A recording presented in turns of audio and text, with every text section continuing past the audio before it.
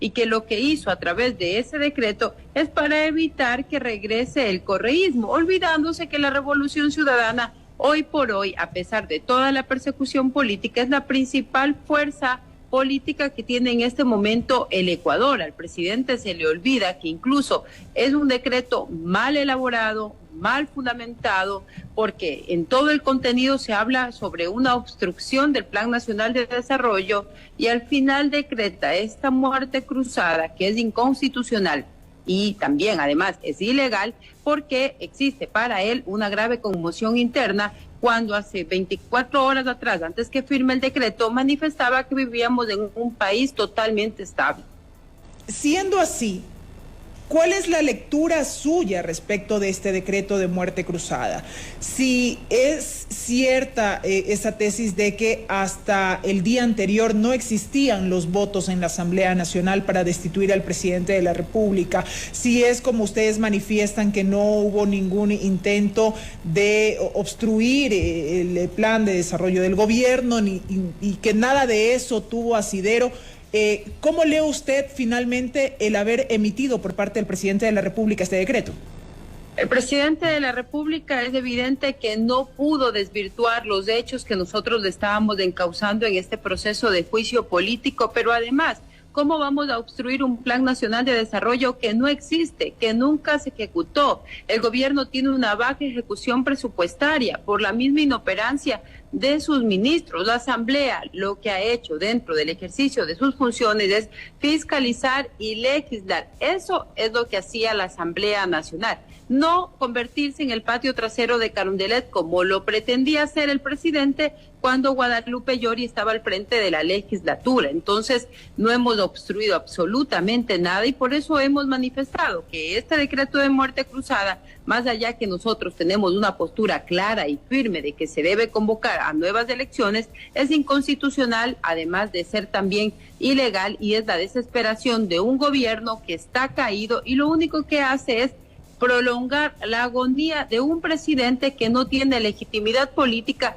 ni tampoco tiene respaldo ciudadano, porque si bien es cierto, la asamblea se disolvió el día de ayer, el presidente también se irá a su casa en un tiempo establecido de máximo 6 meses después de que ya se hayan dado las elecciones y se haya también elegido cuál será el nuevo presidente o presidenta de la República y quiénes serán los nuevos 137 legisladores, Belkis. Hay le pregunto, y para ir desmenuzando los argumentos presidenciales, si bien es cierto no está en la parte resolutiva, porque la parte donde resuelve la disolución de la Asamblea invoca la grave crisis política y conmoción interna, pero la parte argumentativa del decreto, en las 11 páginas precedentes o 10 páginas precedentes del decreto que tiene 11 páginas, el presidente habla, por ejemplo, de una obstrucción sistemática, un bloqueo sistemático de la Asamblea.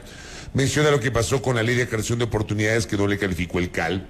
Menciona con la ley de inversiones que no la aprobaron y que fue archivada. Menciona las reformas a la ley de educación superior que nunca le tramitaron y de hecho la Asamblea hace pocas semanas negó un proyecto de reformas a la ley de educación superior. Yo le pregunto a usted si la Asamblea por su lado no hizo su parte de bloquear constantemente las leyes del Ejecutivo. Asambleísta Veloz. Incluso recuerdo un criterio suyo, un criterio muy riguroso hace días atrás que estaba escuchando la Asamblea. ¿Qué pudo haber obstruido del presidente de la República? Ha presentado 9 cuerpos normativos, entre ellos reformas, y la Asamblea ha dado tratamiento, incluso dentro de los plazos que están establecidos en la ley. La Asamblea, los 2 únicos proyectos que ha negado es el proyecto económico urgente, que era el de creación de inversiones, si no me equivoco en este momento, que era un proyecto de ley muy precarizador para el país, que privatizaba las empresas públicas, privatizaba la educación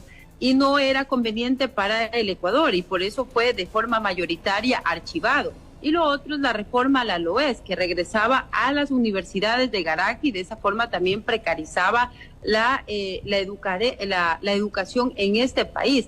El resto de leyes se han dado tratamiento. La ley, esta ley que yo propuse, la derogatoria, el paquetazo tributario, entró por el Ministerio de la Ley. El presidente no puede decir y engañarle al país que le hemos obstruido algo cuando él es el que no ha hecho un trabajo idóneo, un trabajo que pueda solucionar los problemas que en este momento atraviesa el Ecuador.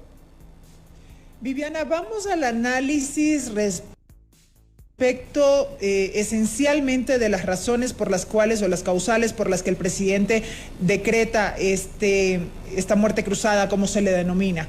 La grave crisis política y conmoción interna. ¿Qué lectura le merece, y más todavía cuando ahora mismo esto ha sido sujeto de acciones de inconstitucionalidad que fueron presentadas ante la Corte Constitucional el día de ayer, a lo cual UNES no se adhirió, manteniendo esta postura que ya le habían advertido de no presentar ningún recurso en ese sentido? Hemos manifestado que el decreto de la muerte cruzada es inconstitucional, pero además también ya fue impugnado ante la Corte Constitucional, y lo primero en este momento que cabe será el examen primero de admisibilidad sobre esta impugnación, en el que se examinará si existe o no objeto de control abstracto y si procede o no lo que han presentado los ex colegas legisladores. Pero además, como hemos manifestado, no existe en este momento conmoción social. Cierto es que existe conflictividad por los altos índices de criminalidad que este gobierno no ha podido atacar, no ha podido contrarrestar, pero lo que ha hecho el gobierno es una salida frente a un proceso de juicio político, porque evidentemente, más allá de las posturas que puedan tener, no existían los votos para salvarse, porque si no, ¿cuál es la lectura que él haya firmado este decreto días antes de que se acabe esta sesión que estaba en curso y que posteriormente se iba a convocar a la nueva para dar paso a la votación sobre su censura y su destitución? ¿El presidente, usted cree que lo que hizo fue evitar el desenlace del juicio político, o que ese fue el real objetivo más allá del plan macabro que ha denunciado el mandatario? No existe plan macabro. Lo que ha hecho el presidente es de evitar que se dé paso a la votación sobre su censura y su destitución. Porque si existía este plan macabro, ¿por qué no lo hizo antes? ¿Por qué no lo hizo hace meses atrás? ¿Por qué no firmó este decreto de muerte cruzada, que era una amenaza desde que él empezó su gestión como presidente de la República? Por lo tanto, el país y el mundo entero saben que el presidente lo hizo tan solo para evitar lo que procedía después de todo este juicio político que se estaba llevando en la Asamblea Nacional, y que de ninguna manera era un plan macabro.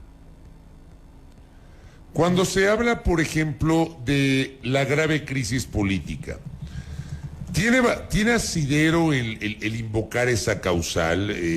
Entiendo que son concurrentes, me explicaba la constitucionalista Jimena Ron anoche, que son concurrentes la grave crisis política y la conmoción interna. Pero ¿hay grave crisis política, le pregunto, cuando la Asamblea, está claro, tiene un divorcio evidente con el Ejecutivo, o tenía un divorcio evidente con el Ejecutivo asambleísta? Quien no ha podido construir gobernabilidad, quien ha roto todos los puentes de diálogo, es el presidente de la República, Fabricio, no la Asamblea Nacional. Es él el que no sabe y que no entiende que no puede gobernar.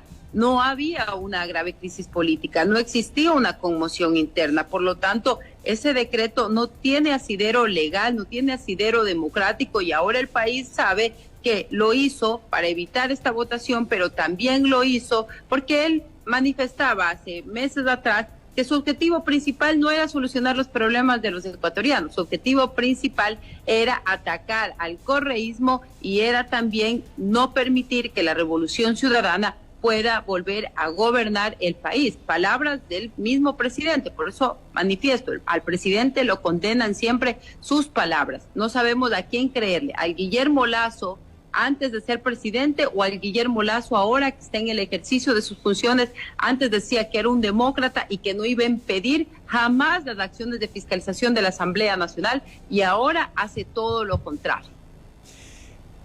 Ante el escenario en el que nos encontramos en este momento, Viviana, a su juicio, ¿qué es lo que debería ocurrir?